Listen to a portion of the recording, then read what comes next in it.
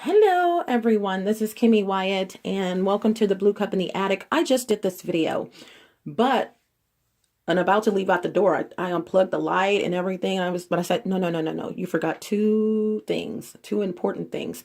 Um, this is not a series or anything like that. I got enough on my plate, but this is the Blue Cup in the Attic. And what I'm going to be doing is revealing that maybe this has been going on with me being stalked, watched a little longer than what I'm thinking.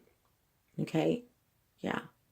With maybe some breaks in between, but you move somewhere and they're like, oh, there's that lady, or something like that.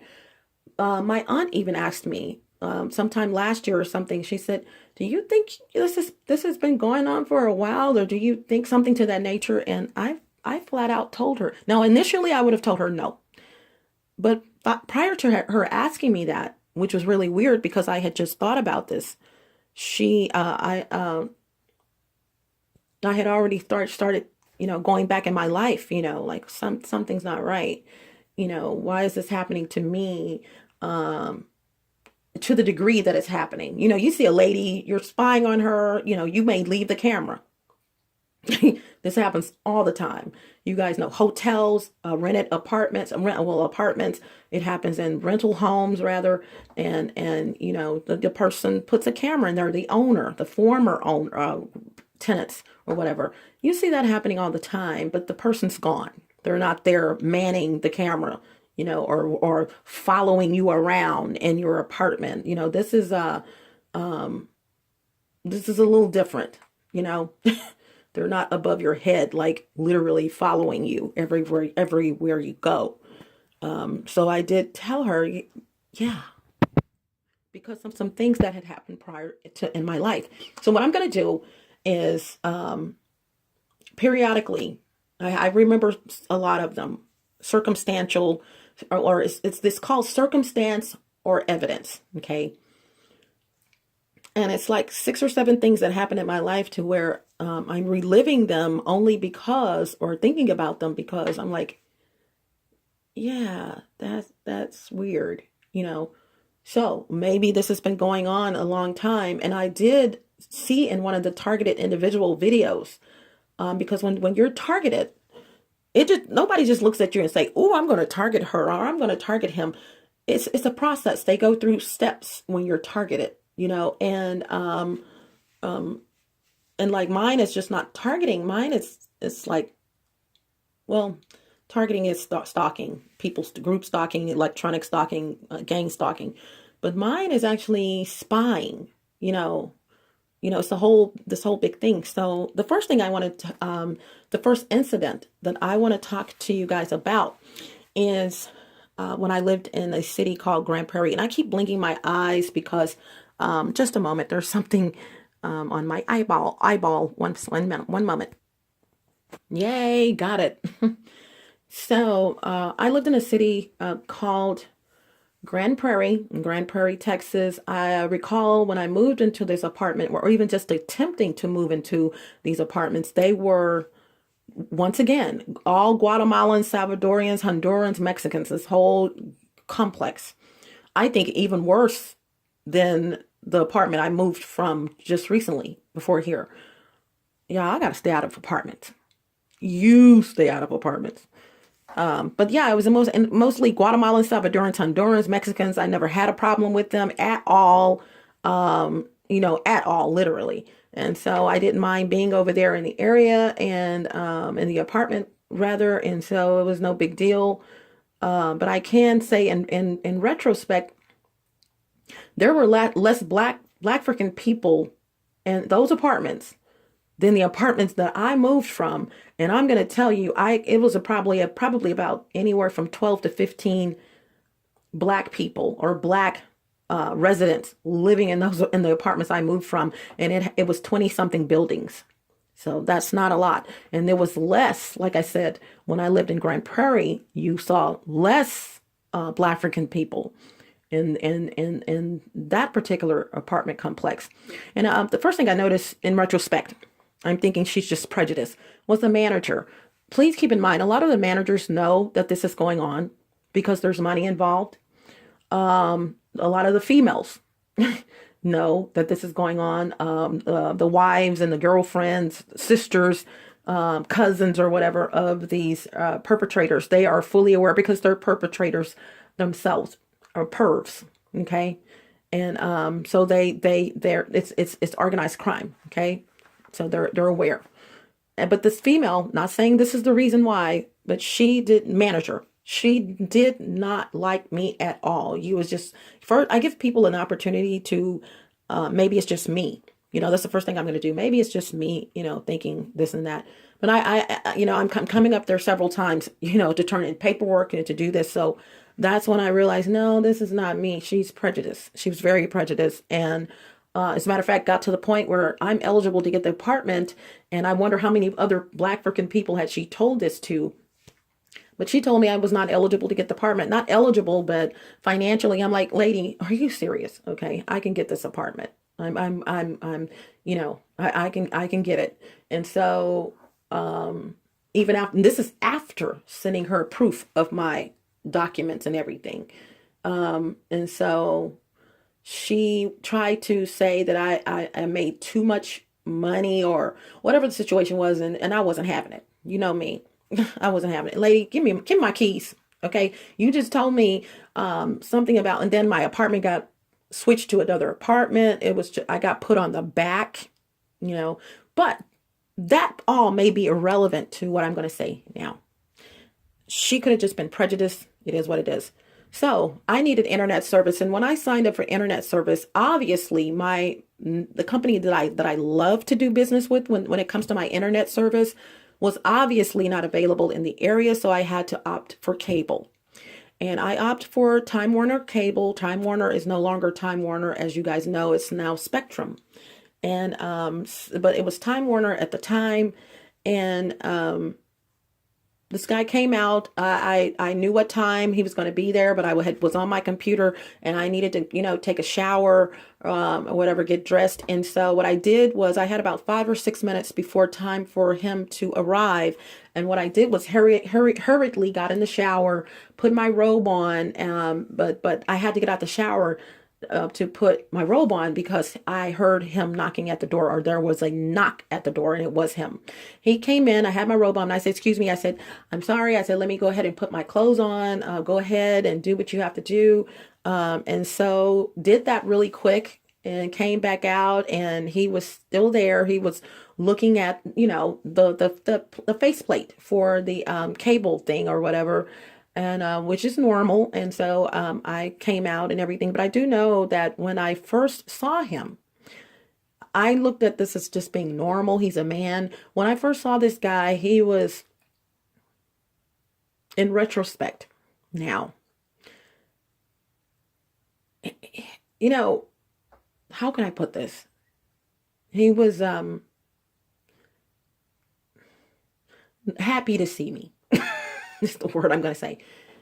Not in the physical sense, something happened, nature took its course, but I mean, it was just his reaction to me. But I brushed it off. I mean, he's a man. I'm like, okay, and I noticed that. Okay. But he's not the first, won't be the last, that's just me. Okay, whatever. And so he's down there doing this thing, but he leaves and goes to his vehicle for about 30 minutes, you guys. I'm not saying working on a pole. I can look right down and look at him from my window and look right at him. And he had the door open. He's in the vehicle, and I'm like, what is he doing? But so he had given me a card, because when he came in, he gave me a card if anything happens, and he'd already given me that information. So I called him on the phone to see what was going on. What is he doing? And but there was a guy that came and that was with him when he initially knocked on the door.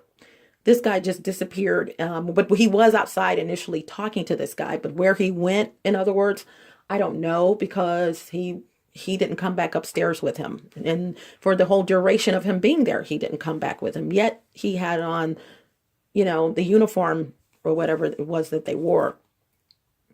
And so it's 30 minutes downstairs, and finally he comes up, and make a long story short, this guy did his thing and everything. But when he came back, I'm walking around letting him do his thing, I noticed him in the back of my computer. And I'm like, excuse me, you don't need to be in the back of my computer. What are you doing? Or something to that nature. And he said, oh, I'm something, for interjection. Interjection. He obviously didn't know who I am, dude.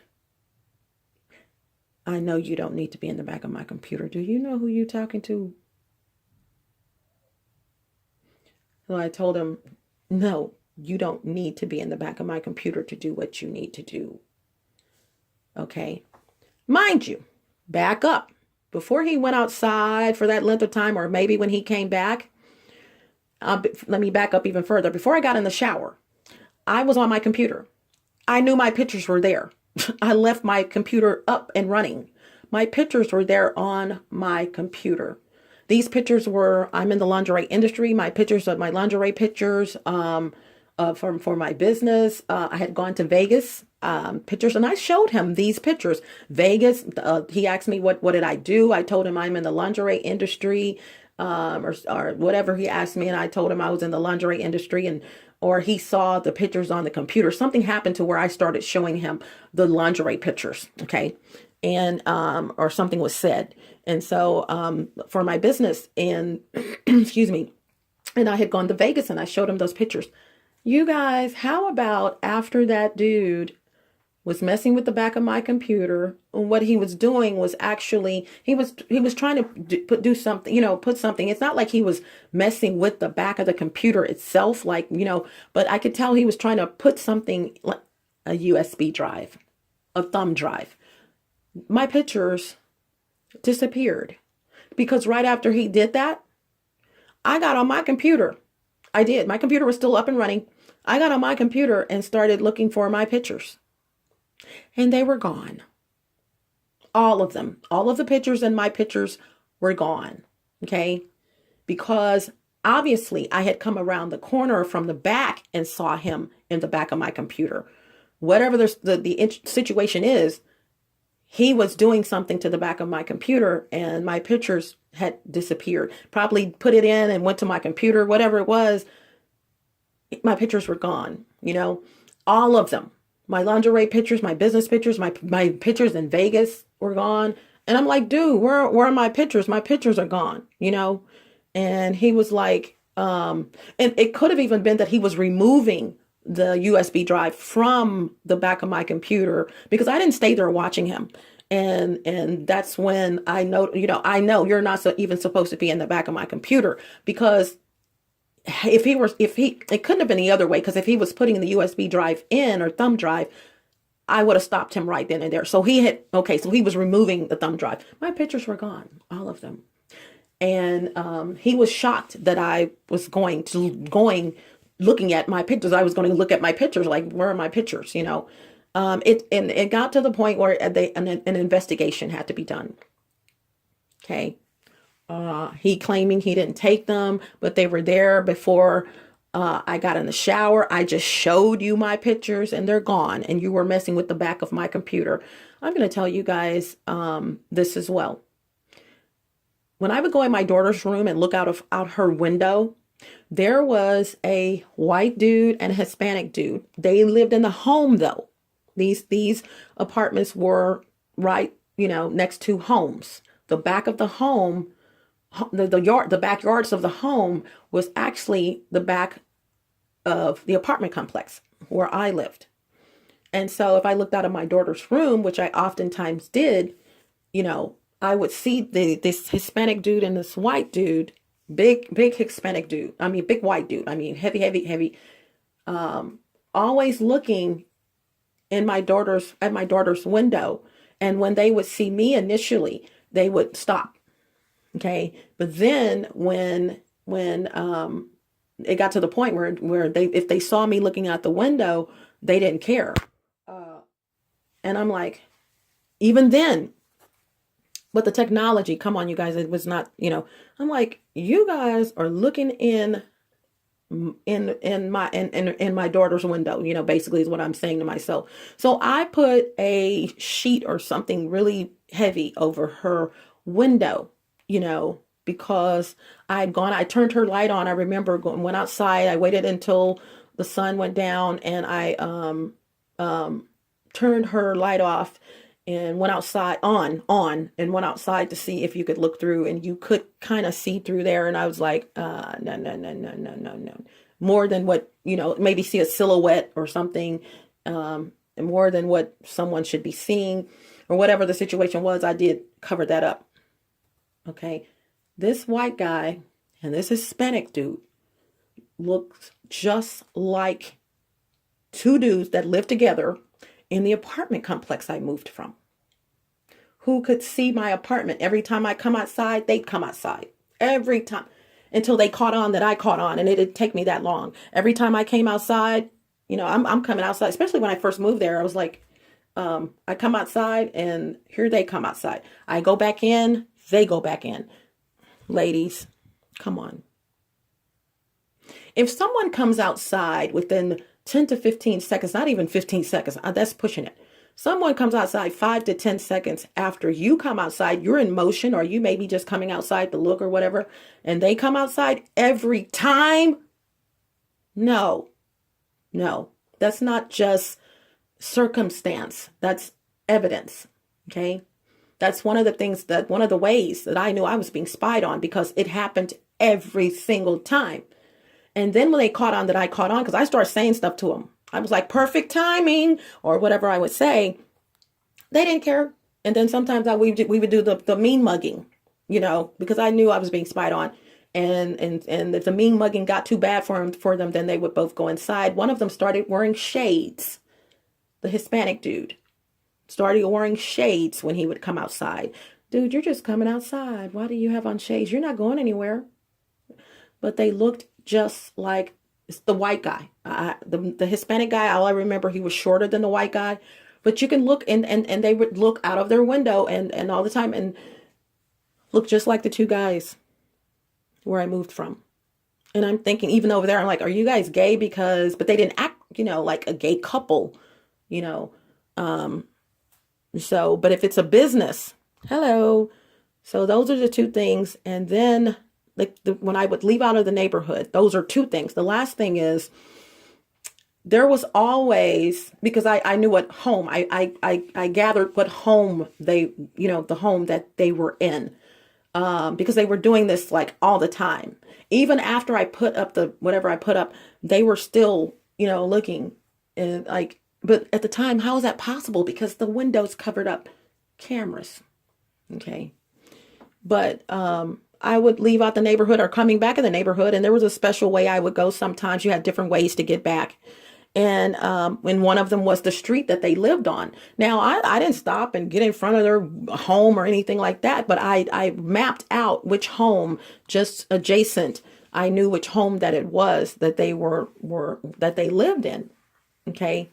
And every time I passed by that home, or most of the time, there was always a cable truck. Same cable company. This cable company was a cable company for the area. There was always a cable truck in front of that home. Not always, I take that back. But there was a cable truck most times in front of that home. This is Kimmy Wyatt. Was it circumstantial? Is it circumstance or evidence? Okay. Hasta la vista, buenas horas, buenas noches, arrivederci, au revoir, salida. Don't let the doorknob hit you where the good Lord split you. Ciao, Bella, ciao, Bello. Bye. Keep up with me.